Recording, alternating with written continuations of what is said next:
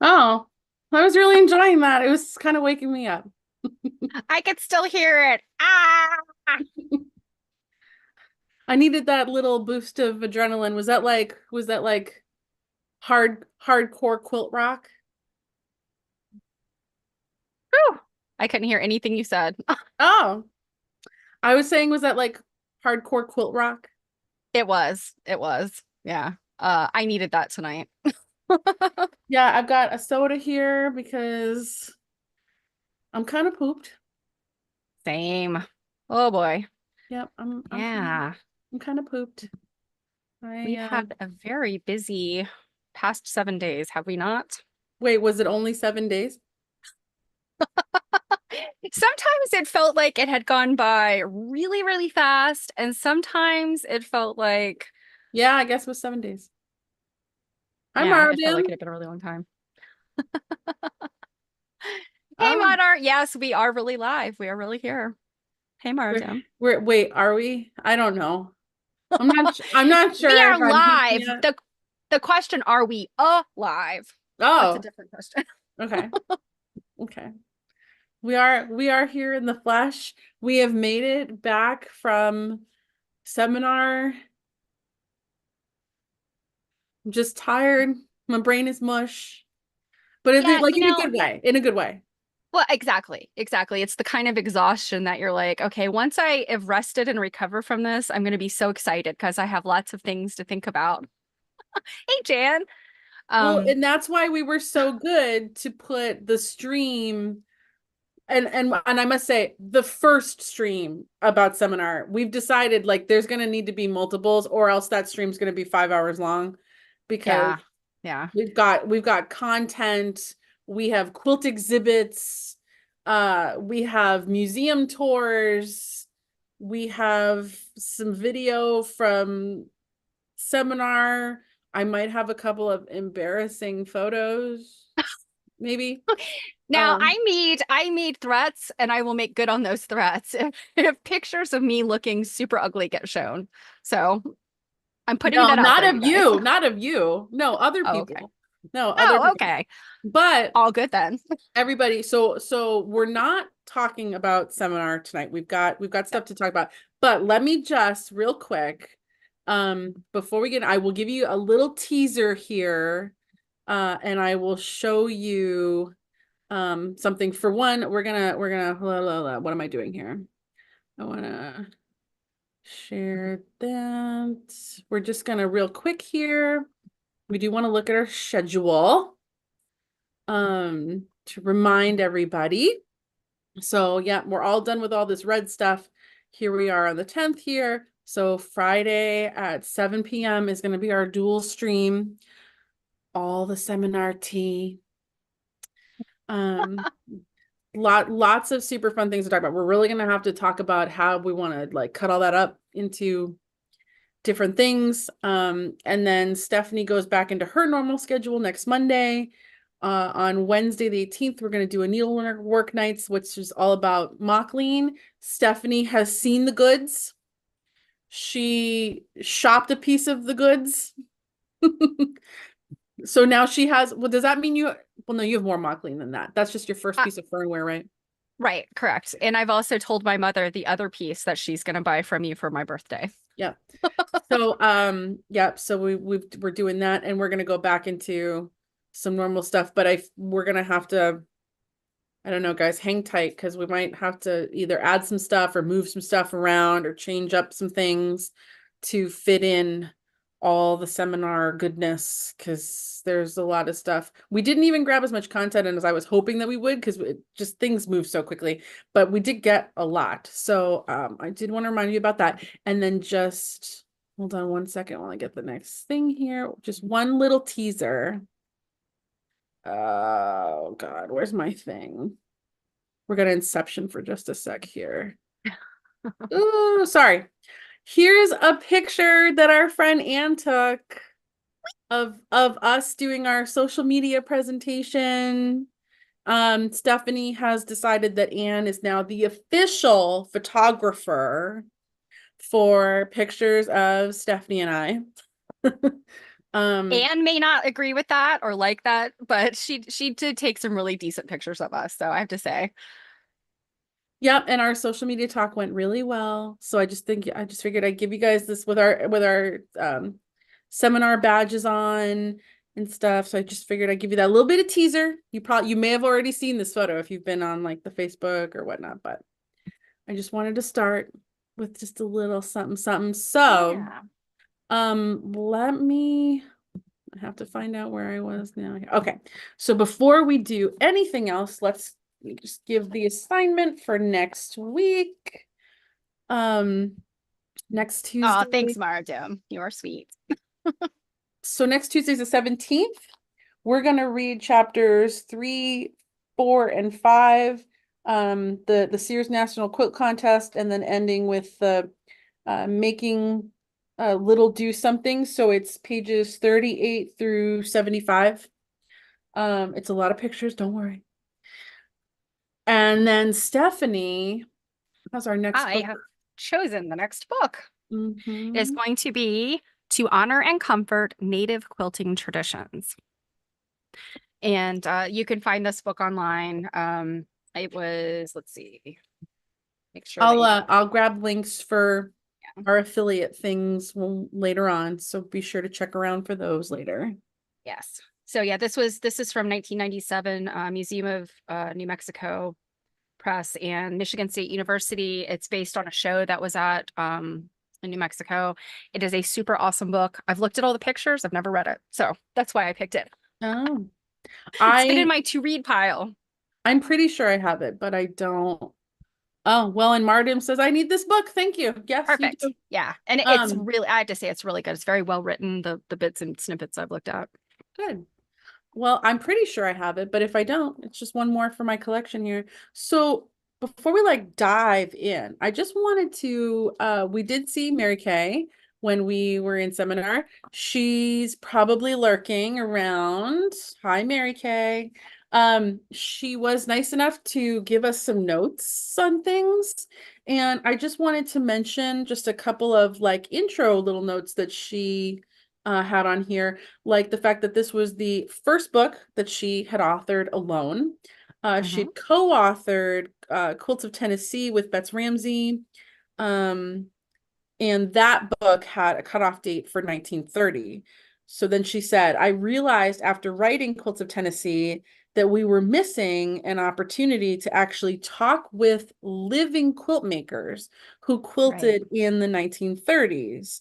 And then she writes, how would I get the story, the details? She said, remember the 1930s quilts were of almost no interest to budding quilt historians of the second quilt revival past the bicentennial. So she said, I divided up into topics that I wanted to cover what in one per chapter. And I just thought I would give that little tidbit right there before we get in. Yeah, And yeah. then And I still need to dig my notes out that she gave us. She gave me a copy of them too, and I packed them way too well. So I dropped the ball no, on I pulling them remembered out them today. last minute as I was getting things out. I went, I'm oh, glad you did. yeah. I was like, oh, I gotta grab these.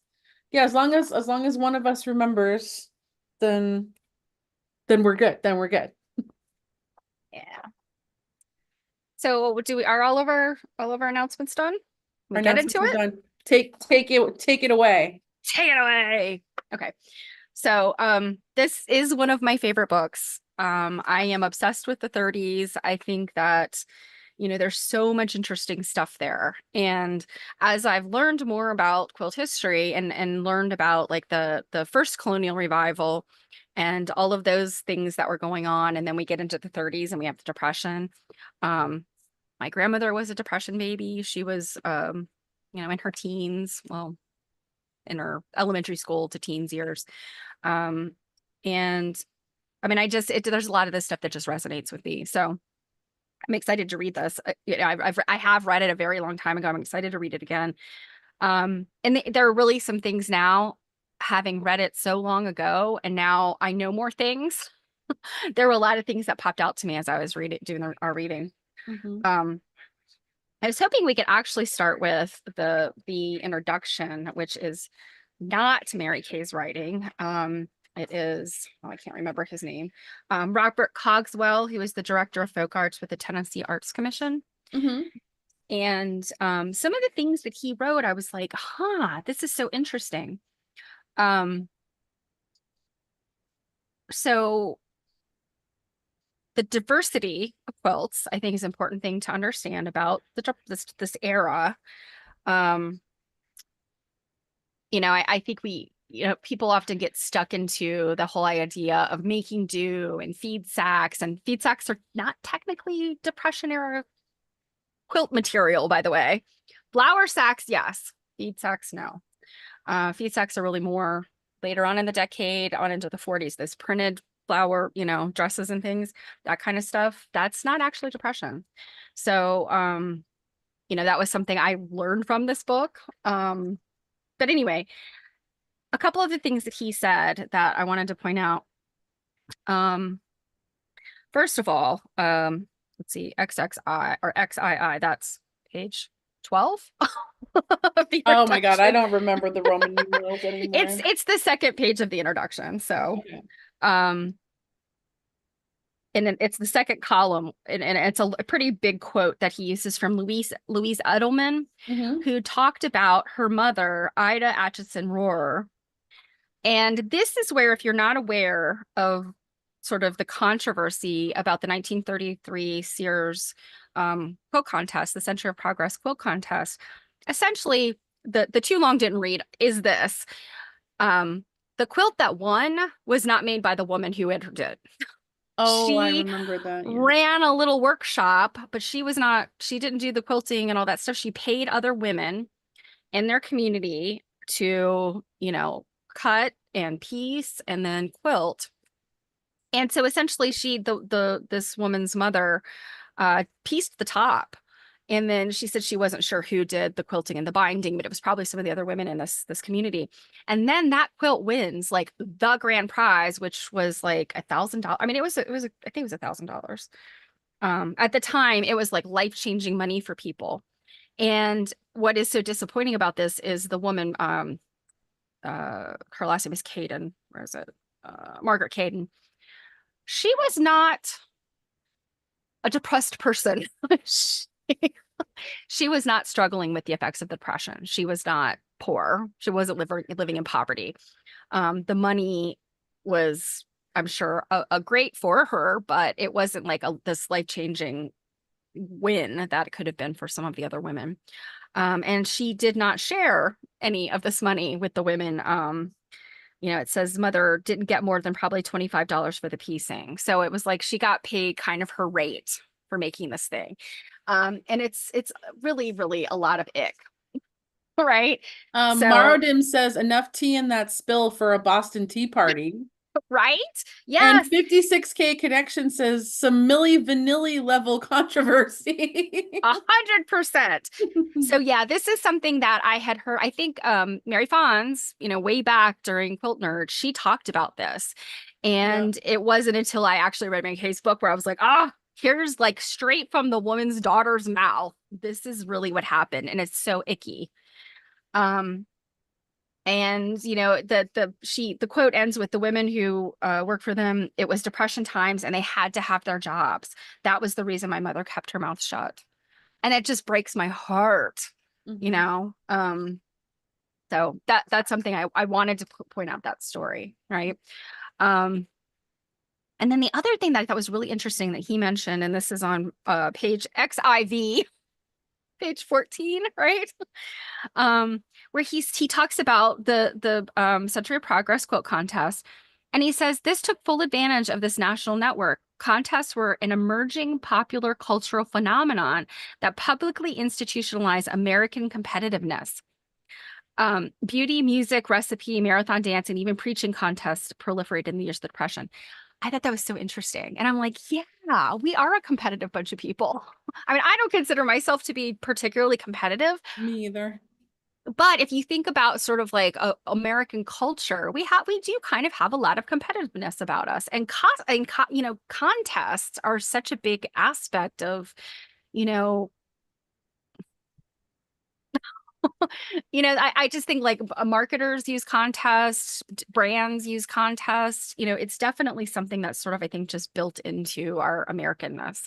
So I thought that was an interesting observation he made, and it's not something that I had ever really thought about. Have you ever entered a quilt into like a for money contest? Well, I mean, if you no, I guess not. Yeah, people were like, "Oh, enter your quilts into a show, into this, into that." Like, and I know you've done juried stuff, right? Mhm. Yeah, I mean, I've done juried and judged and juried stuff, but yeah, when I was thinking like, and I have not gotten into a whole lot of those, but I was thinking like, I think that they were only for the you know, the ribbon. I don't think that Yeah, there was a monetary judged prize. and juried and stuff Hmm. doesn't excite me at all. Yeah. Especially to make something specifically for something like that. Maybe if I had something already completed, but I think it would take some of the joy out for me. Yeah, yeah, it kind of does. And yeah, well, that's a whole nother topic. It is. It is. So getting Um, into the first chapter, the quilt revival, a couple of things that really stood out to me is, well, just the whole idea of the colonial revival. And this was something I was actually thinking to myself the other day as I was working on my Sunbonnet Sooth presentation. And you know, maybe it's entirely possible that this thought occurred to me because somewhere tucked in the back of my mind was I had read Mary Kay's words. oh, But I okay. remember thinking that um, you know, the colonial revival of the 70s Mhm. really got it wrong. Like today, historically, we know what colonial means. And I'm yeah, I'm talking about like colonial era, not the term colonial, but the colonial era, like we know now. You know, Williamsburg's got it right. You know, and back in the 40s they didn't. Things were a little iffy when they first started. But when you look at, you know, historical stuff about the colonial era, like I think we really have a good understanding now what that means.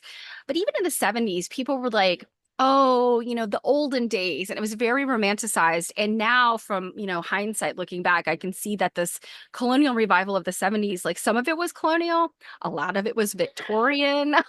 Like people just look like, oh, it was before this century, so we're just going to call it whatever, and it means the olden days. So I think that when she talked about this here, she's even saying like even then that first colonial revival, which, you know, had 100 years, almost 100 years in between, Mhm. um, that, you know, they kind of did the same thing then. They were closer to the era and they still made the mistakes. And I also was really loved the fact that she mentioned Marie Webster equating quilt making with patriotism. Mhm. You know, when we talk about how quilt making is highly democratic art and it's very, you know, it's a very American sort of craft. I thought that was also interesting. And along with that is the idea that people were collecting antiques in the 20s. And that still blows my mind. Yeah, it's a bit of like a disconnect for me. Like I know that it shouldn't be. Um, Mhm. but yeah, I I don't know how I don't Yeah, see because like, like I we don't have look any at like we could words like anymore. Everyone's probably like, what's wrong with Jill? Like I what it's like I have like a computer virus and like it stole all my words and it's just called like seminar exhaustion because you know I have talked so much for like 6 days straight. yeah, Like I don't have any more I know words. that feeling. I know that feeling. Um, it's good, as I said, it's good. I've read this book before. I feel like I can make these comments better than you can because this is my second reading of the book. Uh, so yeah, what's I got to say And next? also like I know like as we're beginning here, it doesn't get like super in depth into like this quilt on that like first page of the chapter, but like oh my Mhm. God. And I feel like weren't we recently looking at Yes. this in an auction? Mhm. Sorry, I have a We glare did. I we overhead light. definitely looked at it somewhere, and I remember thinking, and when I opened the book today to flip through to make some of my notations, I was like, "Where did we just see this quilt?" Yeah, I feel like it was it in like maybe a Dana's auction or something? I'm not sure. It could have very well been in the vendors hall or the silent auction room at seminar, for all I know. Um, okay, here's another thing that I thought was fun. If you go to page 5, the Wreath of Roses, Mhm. which is a Marie Webster, right? That's a Marie Webster quilt, right? Yeah.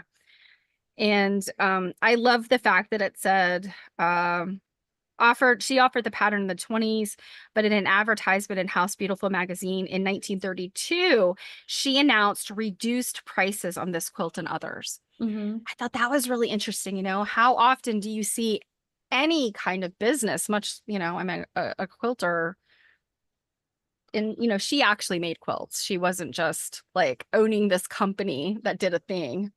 Um, but Hi, she actually made Arlene. quilts herself and designed them, although she did have kind of the cottage industry of women that sewed for her. Mhm. But the fact that she reduced prices so that women could make her quilts because times were hard, she recognized that. And I thought that was really, really interesting.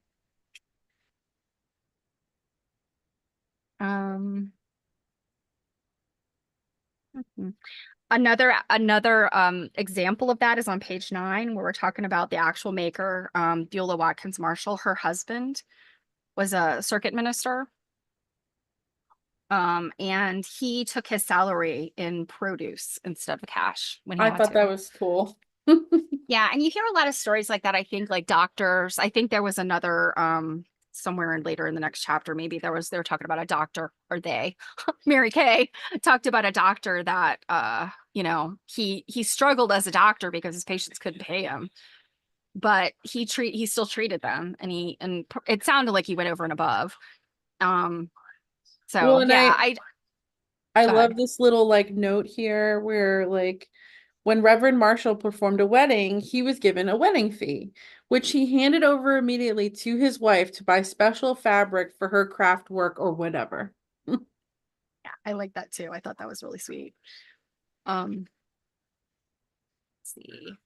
He clearly knew the importance um of her work, especially like come on, this the quilt that I just showed there, the Washington's plume. Mhm. Um yeah, give her that money so she could go get that fabric to make that quilt. Like I also feel so Mary Kay didn't mention these Colleen? in her notes but this quilt here on page 7 um Yeah, I wasn't wanted to it? roll back to that one. Yeah, so didn't it say here that they didn't know who this was? It just looked like Yes, it did not have a they the haven't found the designer's pattern yet. unknown. Yeah, Mhm. they haven't found the pattern. Like I don't know if that's still true. Like if that's the case, this is the quilt that we're talking about. Mhm. Um, but I would It is not an Ann-Or quilt, but yeah. it's got those Ann-Or vibes. And one thing I wanted to note, which I read this today, and I kind of like hit myself on the head because so page 7, right above the quilt where she's talking about the specifics of the maker and everything. It says typical of colonial revival quilts. This quilt has a central focus, scalloped edges, and an exuberant display of flowers. Da, da, da. So that medallion aspect, how many times have we looked at like chintz and stuff from Yep. the 18th century? And I've always kind of discounted it. I don't love chintz. I'm not going to keep beating that dead horse. But the fact that those quilts have a very specific look to them, they have that like medallion, like the medallion.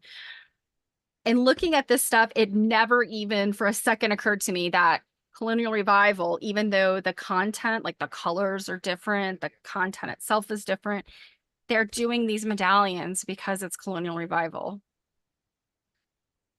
Duh.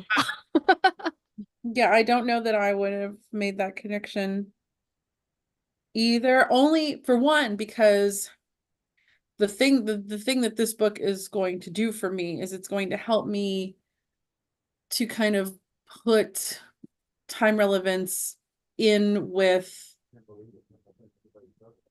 historical events, I guess. Like I'm often not necessarily thinking about things in terms of like the colonial era, depression era, that.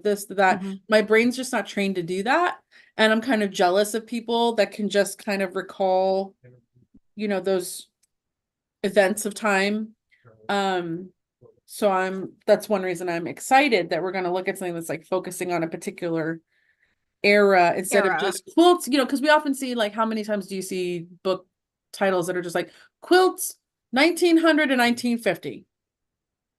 And Yeah. you know what I mean? That's Like a that's really often how broad my brush. brain is thinking. Yeah, that's a really broad brush. Right. So, yeah, I need to be able to better, you know, look at those chunks that way. I also like super like this quilt, and I don't know that I've ever seen it anywhere. Have you? Which one? The plume? The Washington the, plume the or? one that we were just looking at on 7. Oh, no, you know, and like when I just glance at it, I think to me, it's like, oh, it kind of looks like a kit quilt, kind of has those Ann Orr vibes with the basket and that ribbon on the basket handle. Like when I look at that, I'm just like, oh, Ann Orr, even though this is not an Ann Orr quilt. But yeah. I don't really have a whole lot, 10, 11, I didn't really make any notes about this page, but I have to say, I wanted to mention on page 10, Bernice Schultz McKay or Mackie. Yeah. Is she not the cutest? Mhm. She just looks like so happy with like the quilt in her lap. And her nickname is Tootsie or Tootsie. I'm not really sure how that would be pronounced. I mean, my brain said Tootsie. Yes, I have somebody in my family though, and they're from North Carolina. She is deceased, but she was also Tootsie, but they called it Tootsie. Wow. Her quilt is amazing. I love her quilt so much. Look at, like, it's funny, like in the beginning of I think it was in the beginning of the chapter, maybe, where Merikay is mentioning how the style, you know, changes when we kind of get into the 1930s, and they you know, kind of move away from having, you know, a traditional like straight edge border into the scallop. This quilt takes a scallop border to I like whole know. nother level of, And let's I love a see how scallop crazy border. I can be about this scallop.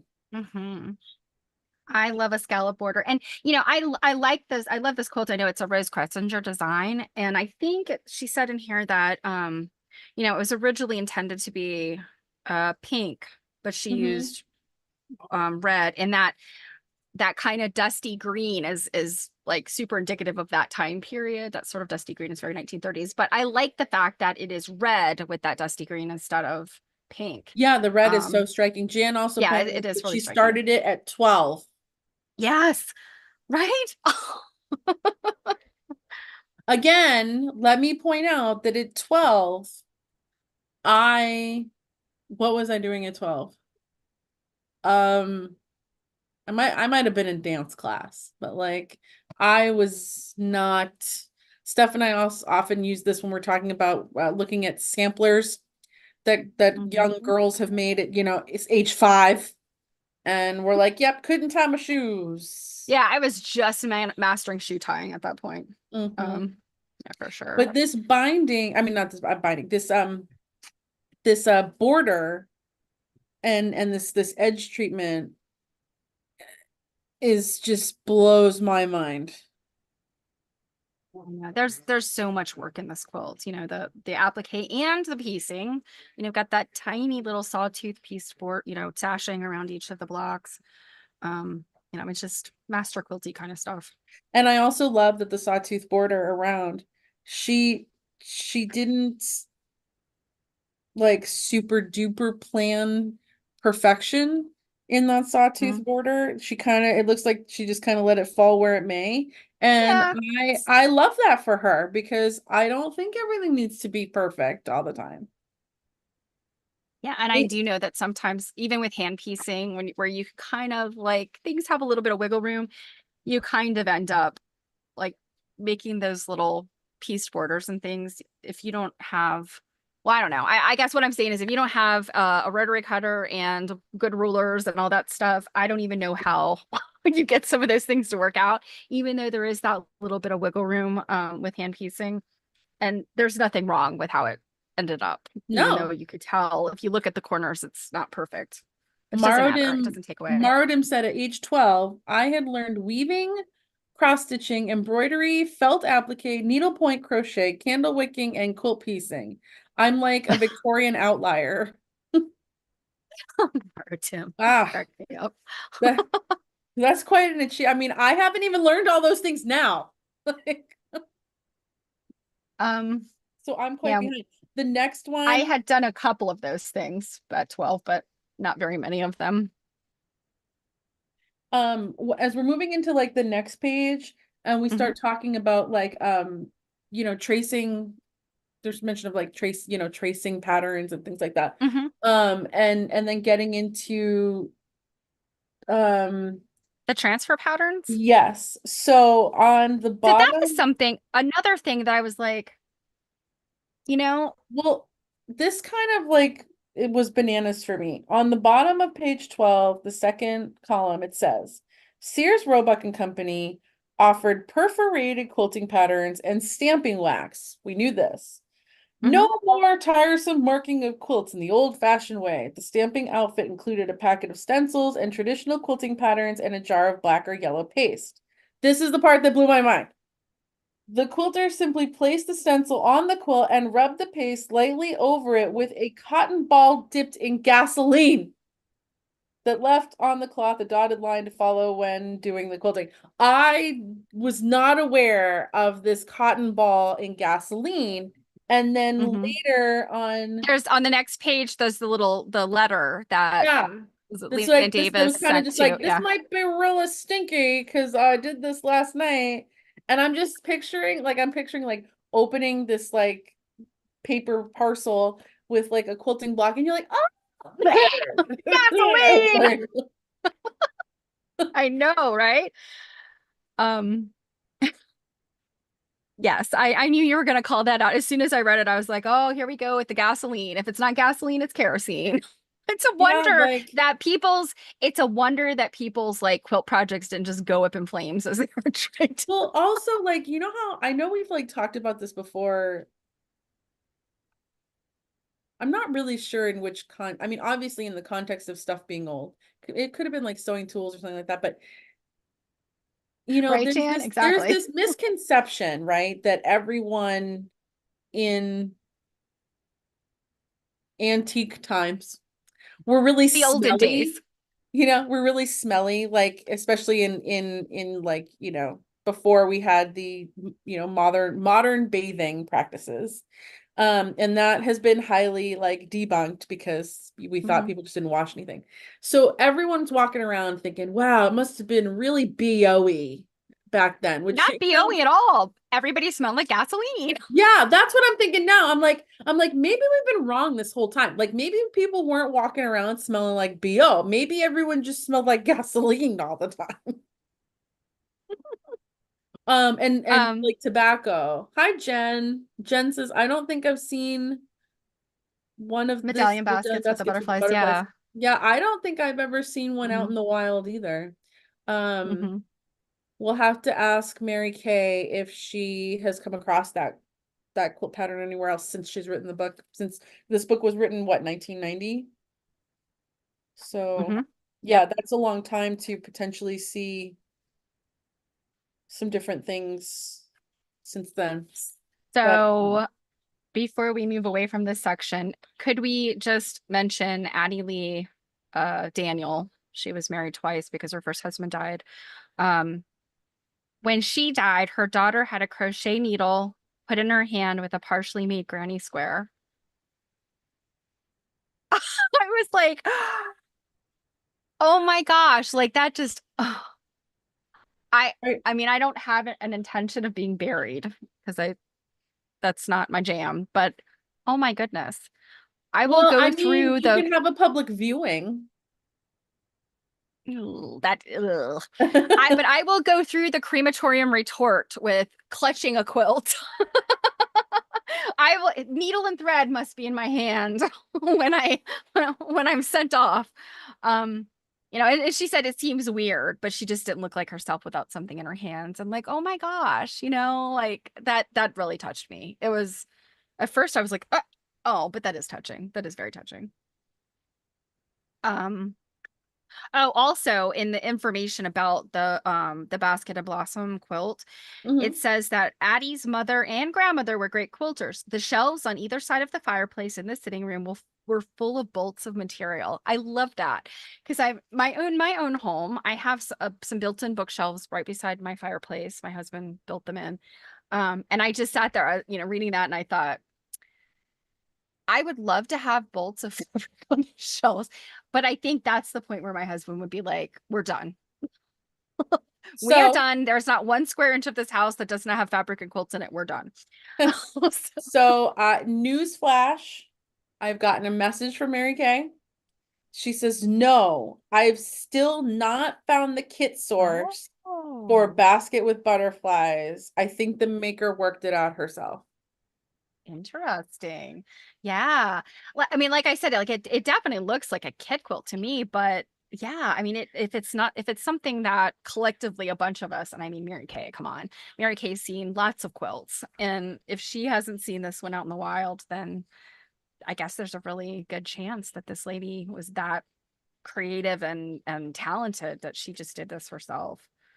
I wonder if And potentially maybe, she took elements of different like kit patterns yeah. maybe and Well, made, and because I that's what feel I'm like thinking. Like maybe she was inspired by the kind of stuff that Aunt Or was inspired by.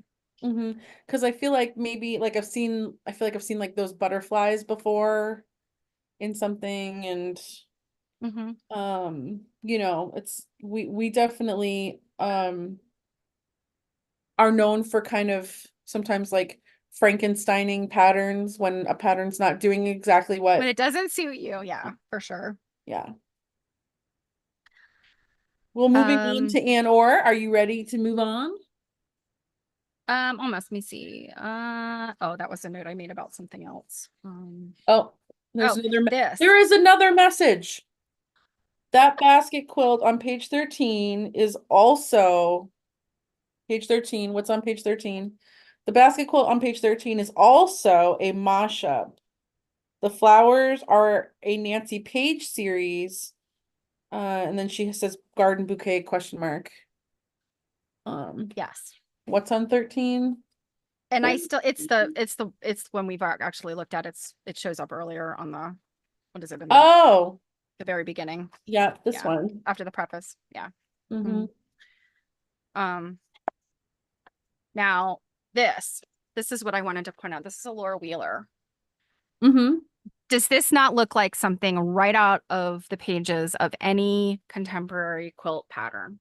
Sure.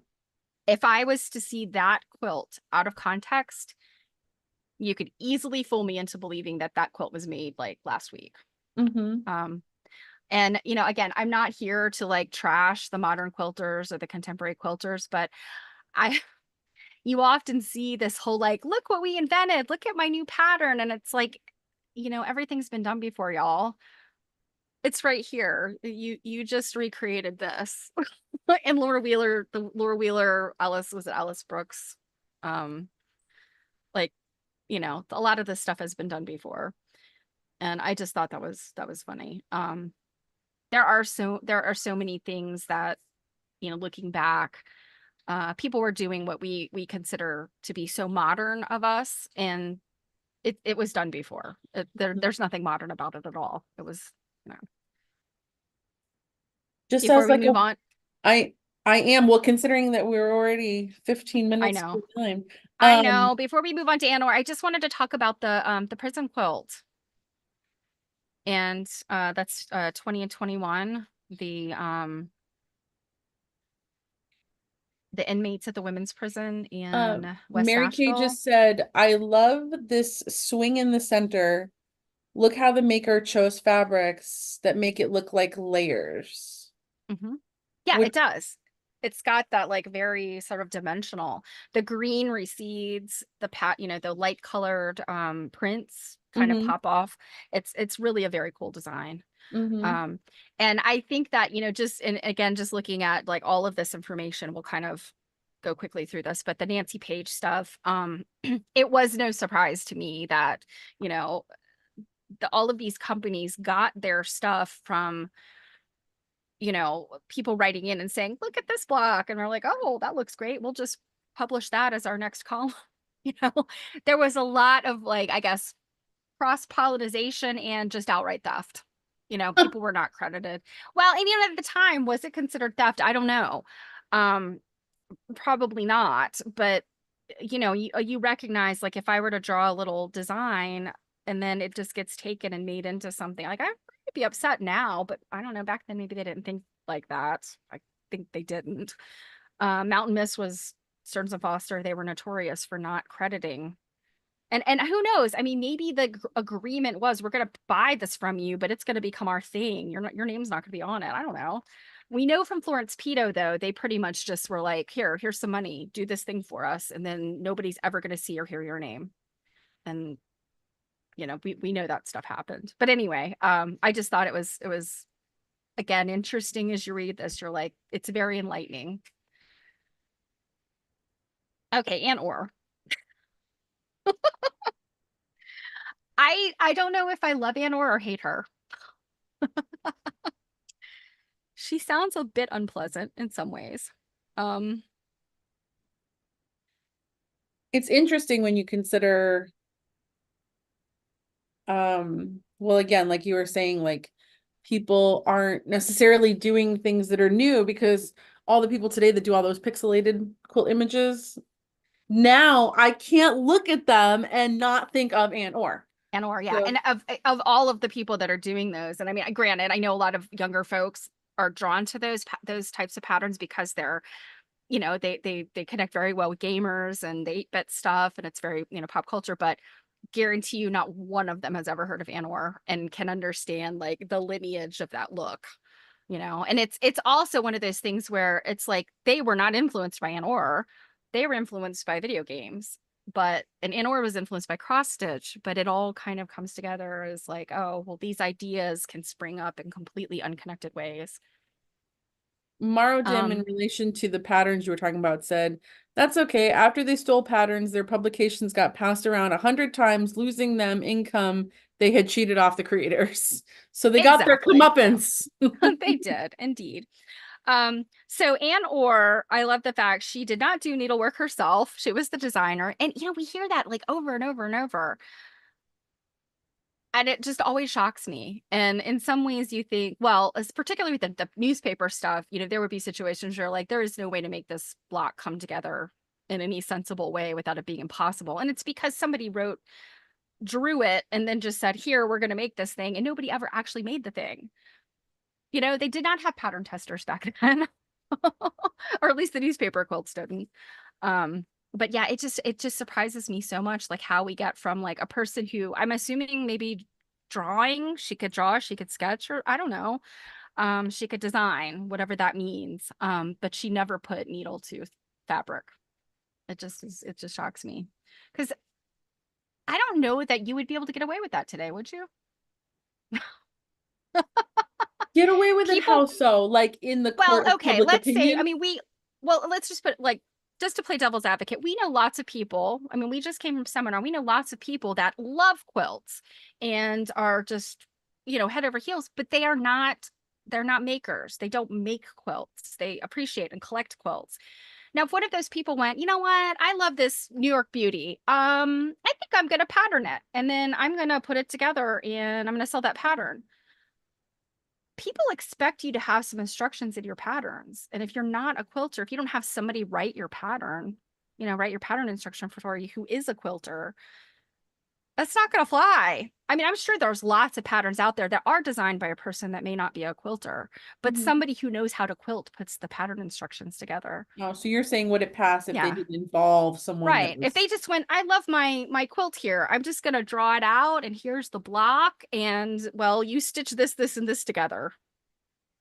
That would not fly today. People would not be happy I mean, with that. in the way of like self-publishing kind of stuff, I'm sure there's people that try. Oh yeah, absolutely. Absolutely. Yeah. So some of the other things in here about her. So I love this part about so it's on page 26. It's often been written that Ann Orr's desire to design needlework patterns originated with a visit to a New York art store. She had examined a fine tablecloth priced at $900. I mean, $900 right now, I would be like, you got to be out of your mind if you think I would pay $900 for a tablecloth. I don't care how old it is, how full of gold and diamonds it is. Would it be like the Shroud of Turin? Exactly. But it had mice and dogs on it, which I was like, okay, that sounds kind of cool. Also, here's a picture of Anne Orr for anyone that isn't following along in the book. She was kind of cute. Yeah, Arlene said Anne Orr did a lot of cross stitch patterns, and I think that Mary Kay did have that in here. Like she's really more known for the cross stitch patterns than she is necessarily. So I guess it's that endurance of her designs is really stayed in cross stitch more so than quilts. So but right at the bottom of page 26, the last sentence is she says Anne Orr would oversee the work, and sometimes she made the needleworkers pull out threads because a certain color was not of the desired shade. I would have been like, Ms. Orr, you could stuff that up your butt and I'm not pulling out another stitch. I would pay $900 to see that conversation take place. See, that's what the thing is. Like, I don't know. She's a businesswoman at a time when, not very many women were able to do this kind of, 1919, she's writing for Good Housekeeping. Yet in 1919, Anne Orr can't vote. So you look at things like that and you're like, she's doing something that most women did not have the ability to do. But I do think what interesting that of the 68 printed patterns, I didn't know she had that many. I didn't know that there were that many, and most of them are applique. So again, we think of Anne Orr and we think of this like pixelated cross stitchy quilt deal. That's just Anne Orr to me. But she had far more applique patterns, and that was a big surprise. It's funny. 68. I always assume that they'll have like a lot more than that. That sounded kind of low to me, but I don't have a really good frame of reference. But what's interesting is like recognizing certain people's styles. I would not immediately peg this one as an Anne Orr. I'll be honest, I think I've seen this quilt before. It like not in person, but in other like online in, I don't know, maybe Quilt Index or something like that. And I'm absolutely positive I looked at it and went, oh, that must be a Marie Webster. Yeah. It gives me some more Marie Webster vibes, especially what's very interesting about this particular one. Mary Kay's enjoying the chatter. She appears a bit stern, Arlene says. She does. She looks like the kind of woman who would say, you know what, that stitch is a bit off. Can you pull it out? And I would say, Anne Orr, do you even know how to thread a needle? Oh man, them's fighting words. No. You're trying to get in a fight. I know. I'm trying to get myself fired by Anne Orr. The quilt on 29, the edge work there where you get around these corners and she's doing this little, I don't know how well you can be able to see this, but she's doing like this dip in that little like the cut like inside, which kind of gives me the vibes of like a New England poster bed quilt, that has the cutouts on the bottom. I know that's not what these are doing, but I don't know that I've even come across a quilt that does that. Have you? Yeah, I've seen ones that have like, the corners like rounded and then there might be like a little dip. But no, not like this, like that straight. But I don't know, it works. And no, I love it. I just it's like I said, like this originally gives me Marie Webster vibes, but it's also probably because I, unlike Mary Kay, have not looked at 7,000 quilts by Anne Orr or Marie Webster or somebody like this one on 31 for me. Like I would recognize that a mile away. As what was actually interesting though, and I don't think that you were there for this conversation, but Mary Kay and I talked. There was a quilt, I think it was definitely live auction. One of the quilts in the live auction had a very similar sort of baskety situation, and Mary Kay said they had they had it listed as an Ann Orr, and I said, "Oh, that's not Ann Orr for sure." She's like, "I know," and I said, "It's Ann Orr inspired, maybe Ann Orr-esque." And she actually called her husband to get him to take a picture of one of her books, and I'm not entirely sure. It might have been in front of this one to show like this is the Ann Orr one. Mm-hmm. What you guys have definitely looks like Ann Orr, but is not Ann Orr. So yeah, I loved that also about Mary Kay. Mary Kay, when you told me that story, I was like, you are my spirit animal, because that's the kind of thing I do. I need to prove the fact that I'm right. Um, So I would have definitely have called Rob and said, go get this book and take a picture of it, because I need to make sure that I'm not crazy, and I need to let everybody know that I'm correct. oh, she just sent me, I'll have to pull up these photos in a sec, but she said, Anne got a long-term job with Good Housekeeping, and she was chosen to judge the Sears contest. She had much more exposure than Marie Webster. Let Yeah. me upload these photos real quick. She sent me photos from the auction of the quilt that you're talking about. So let me grab these real quick and we'll pull them up. And one thing she says in here is, so Ann Orr's quilts came with exquisite quilting patterns. So balanced design appropriate to the quilt's eventual use. She encouraged, and this is on page 28, by the way, at the bottom. Mhm. She encouraged intricate stitching and even suggested using a thin layer of wool for the batting to make small quilting stitches easier. Thanks, Anne. I love that advice coming from a woman who doesn't make quilts, although she's right. A very thin layer of batting will give you So could if get those that's the teeny, teeny case stitches. though, if she's right, do you think she's just taking credit for someone else's tip? Could be. Well, I mean, it's the kind of thing. I mean, yeah, of course. If she's not personally, quilting, she probably, but she's clearly knowledgeable about needlework, even if she herself is just the designer. She Mhm. clearly understands, the technical aspects of it. And so, you know, um, she's correct, at least. Um, So let so me not to jump ahead too much, but page 37. hold on one sec before you move on. Let me show Okay, these sorry. photos of that quilt that you were talking about. Can we see this? Yeah, there it is. Yeah, It's so a very cool, it is a very cool quilt. so for context for everybody, this is from the live auction, right? Mhm. Yeah, at Seminar, they do a silent auction, which is very big. They do a live auction, and this quilt was in the live auction, and Dana made the announcement that this I could see where from far away it looks like an Ann Orr, but up close I'm Mhm. like clearly not. Well, yeah. Um, So yes, it's got that pixelated, but once you get up close to it, you realize Ann Orr did squares. yeah, They and were this little is hexes. squares. These are hexagons. Yeah. I would definitely say yes, probably Ann Orr inspired, but no, I would not. Although, good Lord, this is a faraway picture. Look at that quilting in the border. I know it is an exquisite quilt. Yeah. I Even did though it is not get not up Ann Orr, close it to is, it. yeah. I had moved across the room and was sitting close to it when they walked, and they held it up, and I was like, oh, it's really pretty. Um, Even though it's not Ann Orr.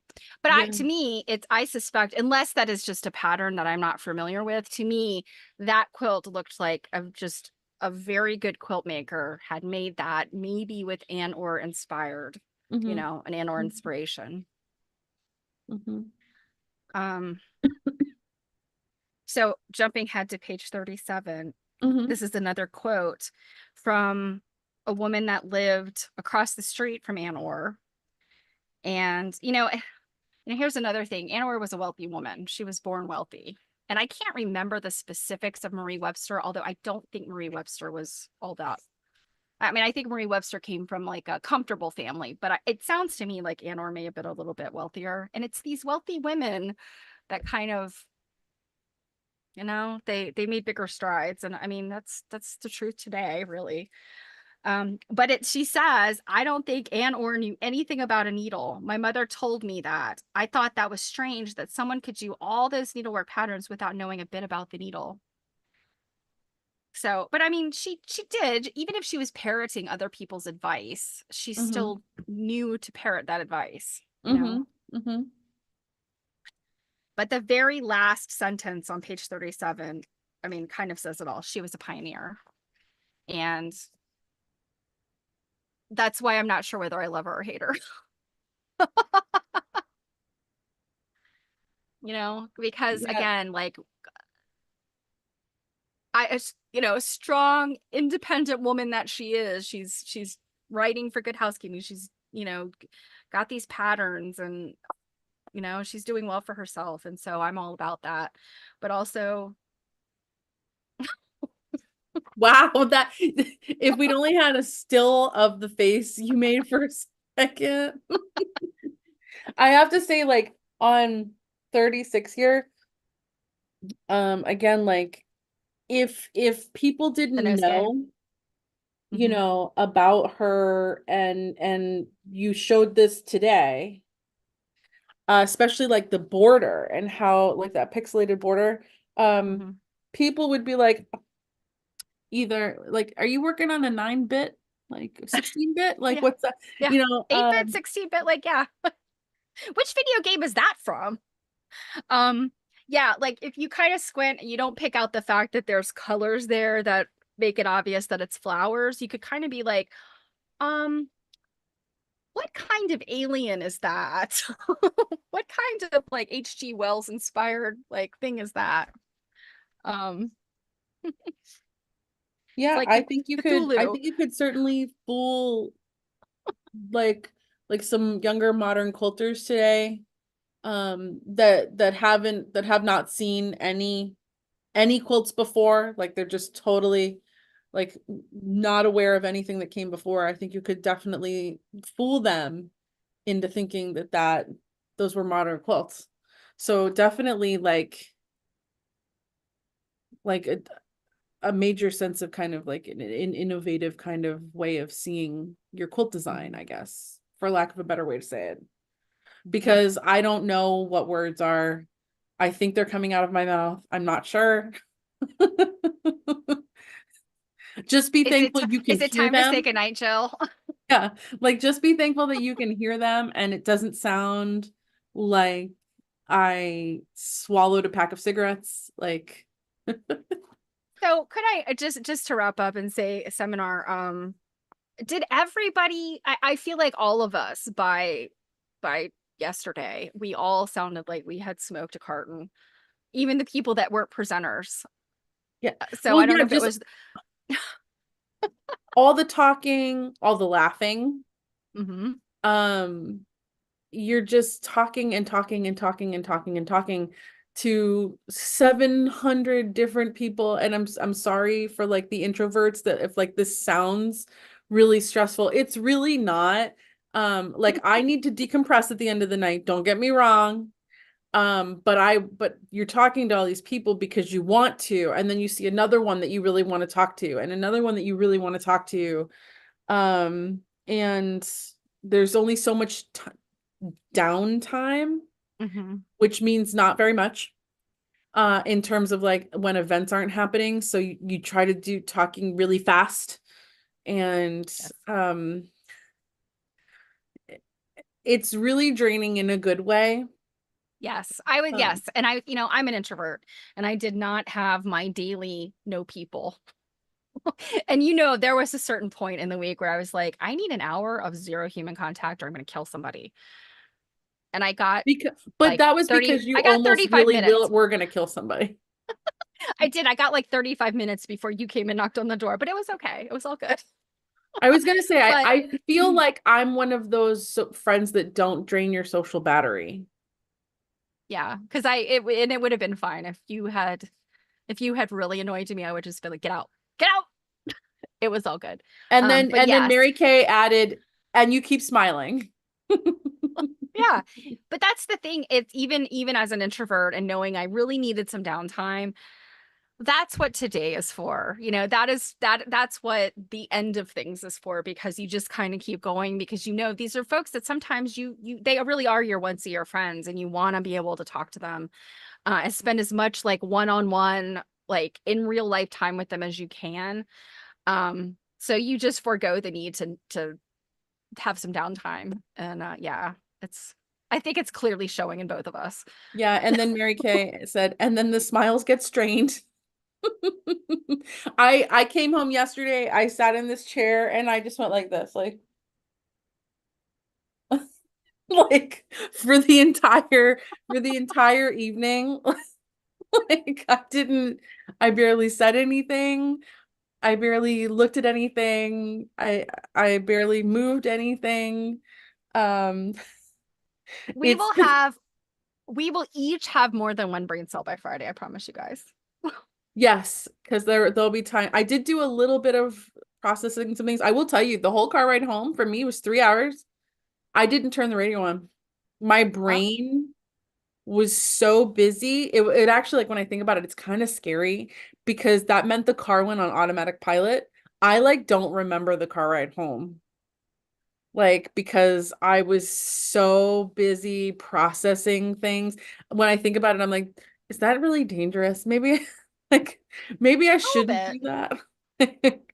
Um, But yeah, all good. You made it home safe. I And did. I so can did. you remind everybody what our reading for next week is? We're It's gonna do page chapters 3, 4, and 5. So we're gonna do Sears National Quilt Contest 1933, Hard Times Quilt Making, and Making Little Do Something. So it's gonna be pages 38 through 75. Yep. And that'll be posted places. I will put links into the description for our next book. And then also as a reminder, we are doing an interview with Mary Kay when we are done with this book. Right Yeah, now, and I have something I need to mention about that okay, too. right now, assuming there's no scheduling issues for anybody, we will be doing that on October 1st. Um, but if anything changes, we'll of course let you know. And then you need to say what? Well, I was gonna say that I talked to Mary Kay. I didn't want to announce anything until I talked to Mary Kay, made sure she was okay with it. But we do have a little giveaway that we're probably gonna be able to do multiple giveaways. Oh, But I still need to work out some of the like administrative details. So I will like very clearly announce it next week when we okay. come back for the second part. So look forward to that. It'll be a little And fun little giveaway. one more little note from Mary Kay. She said, "Love you both. You do so much for AQSJ." Aw. We love you too, Mary Kay. You're our hero, Mary Kay. I mean, you and some of your cohort. We absolutely treasure you guys, and we are so happy that we can be friends with you. We're honored. And that's why like losing my voice and my will to brain power is worth losing for a few days because I've got to soak up all of that like AQSG lady goodness Mhm. while I can. I'm just like feed me.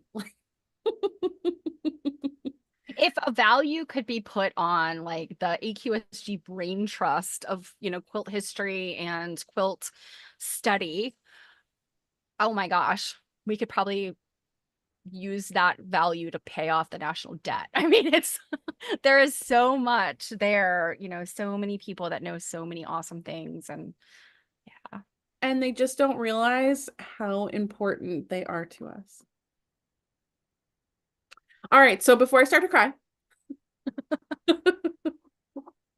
Absolutely, yes, Arlene. Arlene, Yep. invaluable times 100, absolutely.